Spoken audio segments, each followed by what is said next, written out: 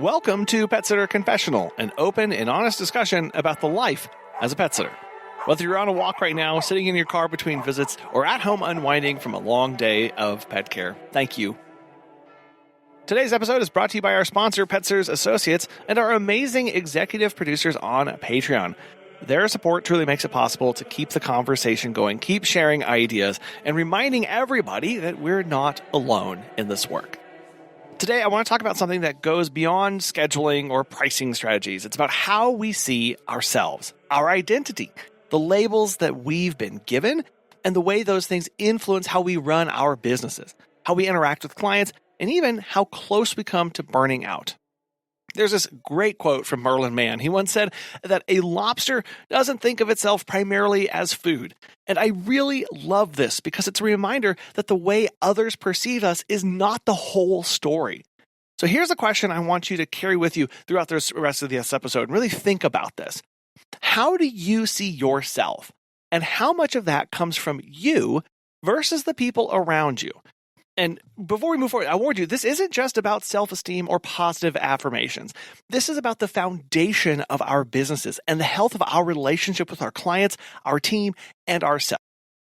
A quick story here. When Megan and I first started our business, we were so proud to finally be running a real business, something that we could look at and go, wow, this is something that we're focusing on. We were investing time and money and energy to make it happen. We were doing all these brainstorming sessions. We had the logo. We had registered the LLC. We were really doing it. And then we grew and are growing a team of employees. We have clients who trust us, and we were building something that we truly believed in, something that we knew wasn't existing in our current market, and that we were really just something so unique and something that we were pouring ourselves into. And then a new neighbor moved in across the street. And we got to know them, and they kind of learned about who we were. And one day they said to us, "Oh, you're the dog people." Right? It wasn't wrong. I mean, we do spend our days surrounded by dogs and cats, right? Lots of cats. But at the same time, it felt really incomplete. It left out a whole part, a lot of other things about who we are. We're parents, we're friends, we host a podcast, we're business owners, right? We have a community around us. We love books and coffee shops and going to see different things and learning about history. It reduced us all down to just one simple thing, right? The dog people. Maybe you've had a similar moment, right? Somebody hears what you do and instantly categorizes you, right? And if you're not careful, we can start to accept that label as the total picture of who we are as well.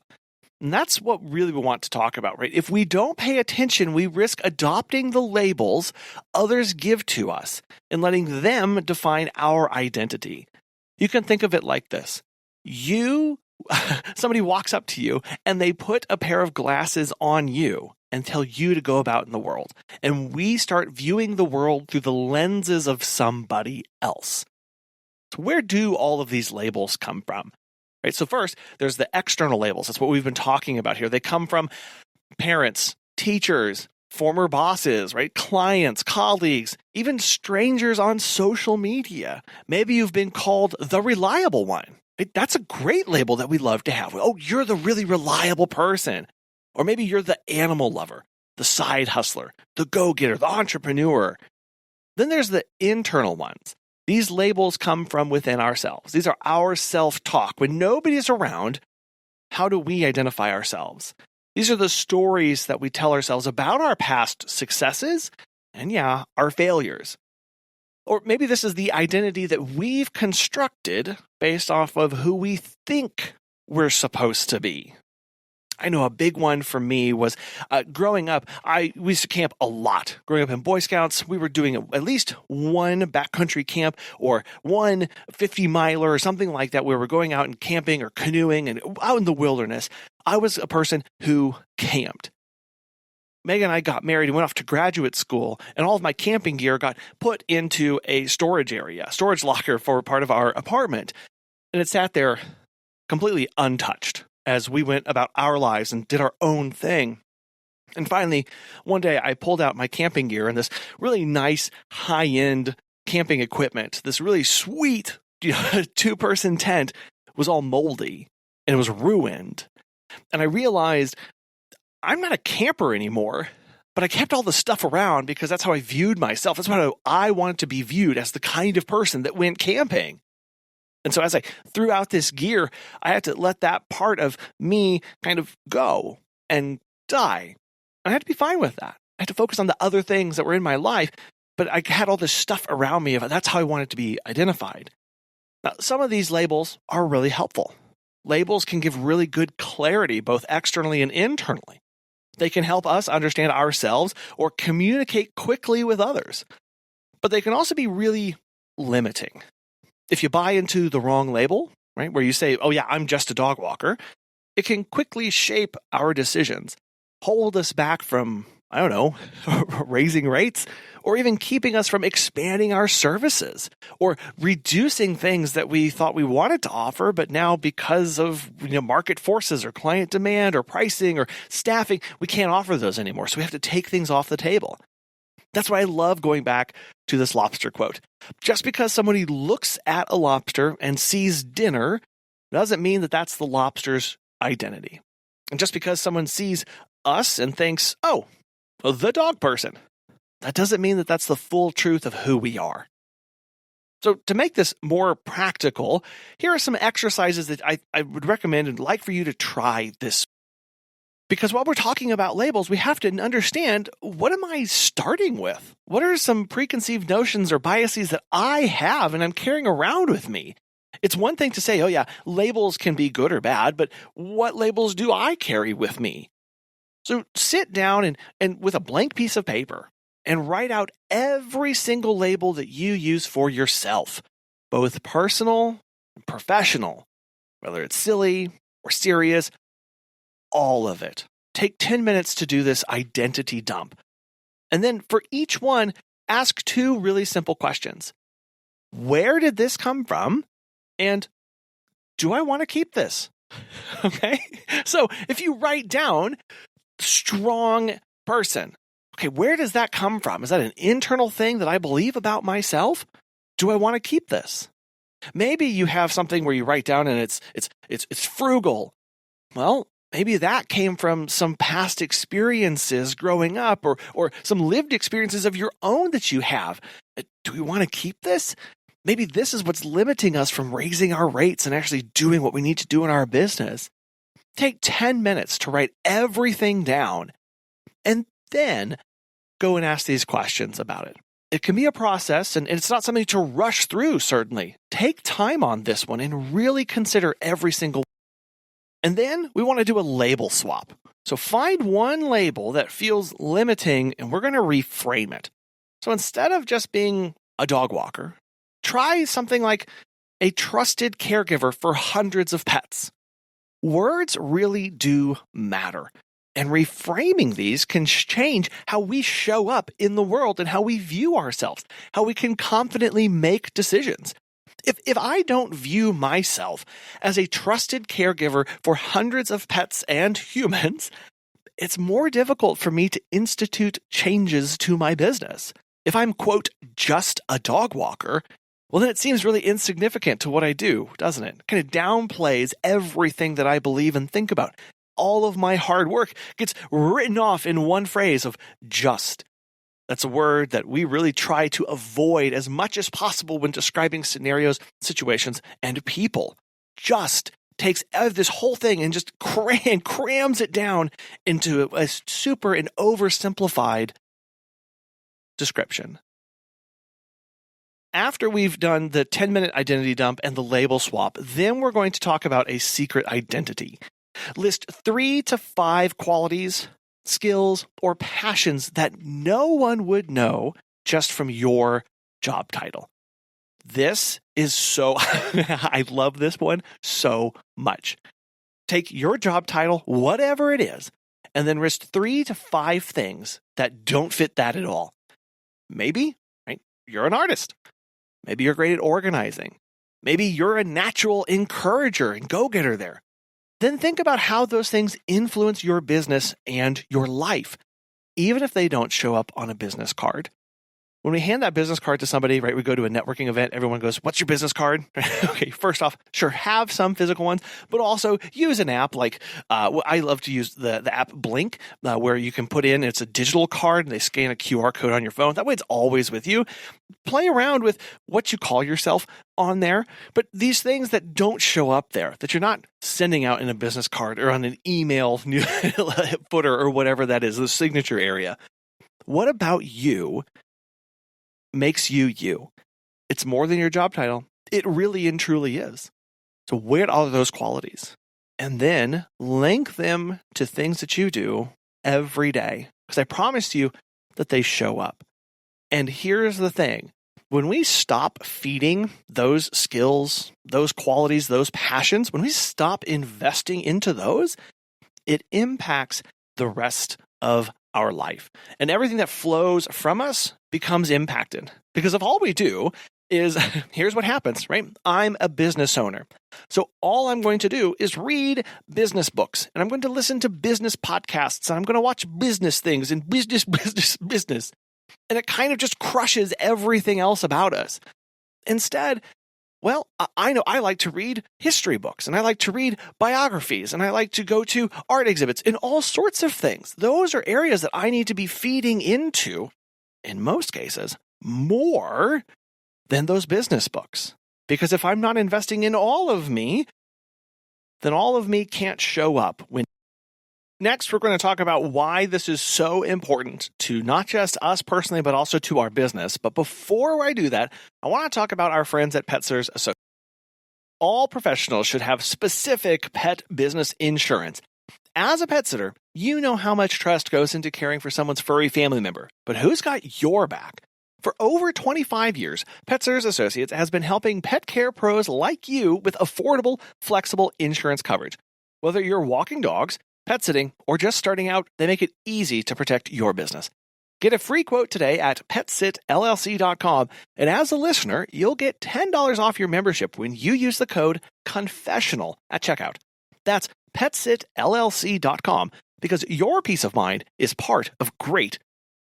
So we know labels are important, and we know which ones are involved in our lives and where they come from, both externally and internally. But why does this matter so much? I think the first one that really comes to mind here is our confidence in pricing. If our identity is too narrow, we straight up undervalue ourselves. But if we see ourselves as a whole person with years of experience, tons of education, all of the skills, it gets easier and easier to set fair rates and then stand by them. We're not just charging for, quote, walking a dog.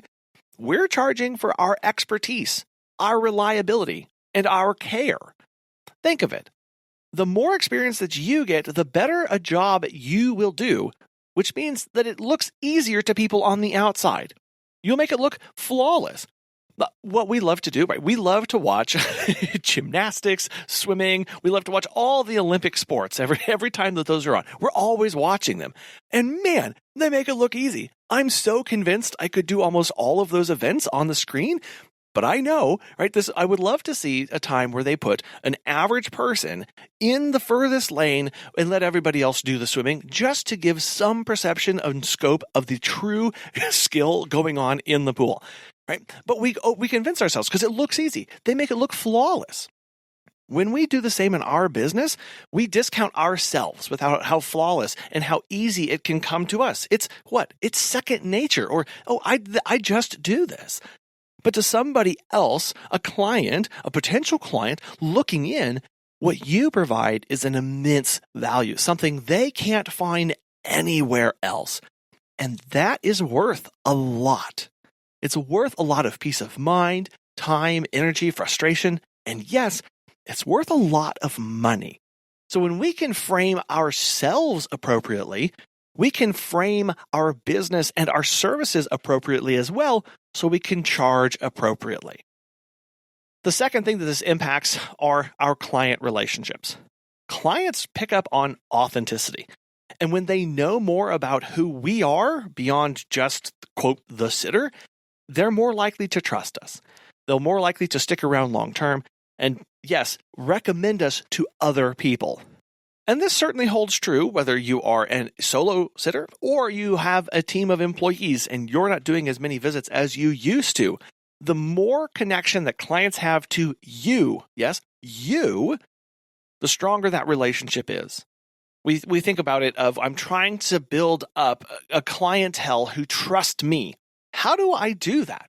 They have to trust us. They have to know who we are. They have to know Megan's and my story. They have to know about us and what we do. They have to know a little bit about our family and all of these things. They have to know about our background. They have to know about what we hope for, what we're trying to do. That way, they can buy in and they see a whole person and they become committed to a whole person. So that when we say we need to do something, they go, okay, well, I know that person. I know who they are, and I trust them in this decision. The third reason that this kind of thing matters and understanding our labels and where they come from is important is in avoiding burnout. If our entire identity is wrapped up in our business, every cancellation, every bad review, or slow season feels like a personal failure. But when we remember we're more than our role, our tasks, our admin time, or our scheduling software, these setbacks then have a perspective. Yeah, they still hurt. They absolutely do, but they don't destroy us. When we go to set that big, audacious goal, right, first of the year, and we say, okay, I'm going to go for 2xing or 20xing or whatever that is, and we don't hit it, it feels personal. It feels really crummy and bad because we have failed. I have failed to hit that. But that's not all of who I am. We also got to do all sorts of things, or I learned a new language, or I got to try a new class, or I got to try this other stuff. There's a whole other me that exists outside of that. And when we have that right perspective about who we are and what we're capable of, the setbacks, that's where that perspective comes in. Okay, well, the business didn't do so well, but man, I'm having a blast and I'm still living my best life. I'm growing in all of these other areas. So how does this actually play out in the real world and running the business? Well, there are two sides of this. There are the business owners, the dog walkers and pet sitters, who overwork themselves because their entire identity is tied up in being the perfect sitter, being the only one, right? This is where we see people saying yes to every single request, even at the expense of their own health, because they what? They have to, quote, have to. It's a must. The pet was so cute. The client said please, and it hurt my heart. I had to do it. This is leaving out all of the other things. Because the other side of this is a sitter, a dog walker, who does the opposite. They set boundaries. They hire when necessary. They make sustainable choices because that they know that they are more than just their role. It gives us reasons to say yes and reasons to say no. When we say no to something, I'm saying what you're asking me is not valuable enough for me to do for XYZ reasons. Oh, you want me to be over at your house at midnight to walk your dog? Well, no, because I want sleep because tomorrow morning I'm doing things with my family, and that's important to me. When we don't understand and we don't have that right perspective of us being a whole person, and we only say yes or focus on one particular aspect of it, it means that we cut out everything else at the expense of ourselves. And this isn't just unique to pet care, right? Teachers who can't separate themselves from their classroom. There are chefs who feel worthless without a packed restaurant. Artists who don't know who they are without an audience. The struggle with identity runs across professions, and at its core, we don't know who we are.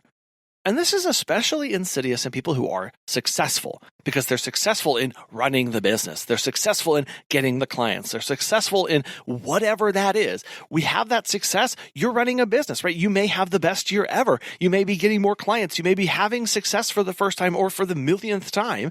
When we're successful, this kind of, it goes to our head. It means that, oh man, I really am the person. I really know what I'm talking about. I really got it. And our whole identity begins to shape around the thing that we're successful of. And we think that that's who we are and everything else just kind of goes by the wayside. And we only become known as that one thing, both internally and externally. But this brings me to the shift that we need to make. We often hear things like, charge your worth, but I think that's incomplete. Our worth isn't tied to revenue or client count or social media likes. It's certainly not tied to social media likes. Instead, it's this. You are valuable because you are you. I'm going to say that one more time. You are valuable because you are you. Yeah, your business is important. You serve a lot of people. You help a lot of people. You help a lot of pets. You bring people together in community. You give people peace of mind. All of those things. Your business is important, but it's not the total measure of your worth. Your humanity, your whole self is what makes you valuable. And that's what your clients, pets, your family, your community really benefit from. When we embrace that, everybody benefits. This is a good reminder that the sentence, I am, is a complete sentence. There's nothing that needs to be added to that sentence to make it any more complete, any more valuable, any more worth saying. So when we can look, and this is hard, right? Wake up, go to the mirror, or even right now, go over to your mirror, pull down your visor, look in your side mirror if you're in the car. Make sure you're pulled over and safe. Or if you're home, find a mirror, pull up your selfie camera, stare at the person that's staring back at you and say, I am. That's you. Valuable because of who you are. So here's a bit of a challenge for you this week. Work through those 3 reflection exercises that I talked about earlier. Then pick one label that you've reframed and share it out. Shoot us an email or connect with us on Instagram or Facebook at Pet Sitter Confessional. Use the hashtag more than a pet sitter, and we'll celebrate together. We'd love to hear what you've come up with, because when we start reshaping our labels, we reshape how we show up in our business and our lives. Remember, people will label you. It's unavoidable. It's going to happen. But you get to choose how you accept it, how you reject it, and how you reshape it. A healthier self-image leads to a stronger business because of the decisions that we're making. It leads to deeper client trust and a much more balanced and healthier life. Remember the lobster. It doesn't see itself as food. And you get to decide how you see yourself. Thank you so much for listening today. If this show has been valuable to you or any of the other shows that we've done, share it with a friend, another pet sitter, or colleague, and consider supporting the show on Patreon. It really does help keep the show going. We also want to thank Pet Sitters Associates for sponsoring today's episode. Again, thank you for listening.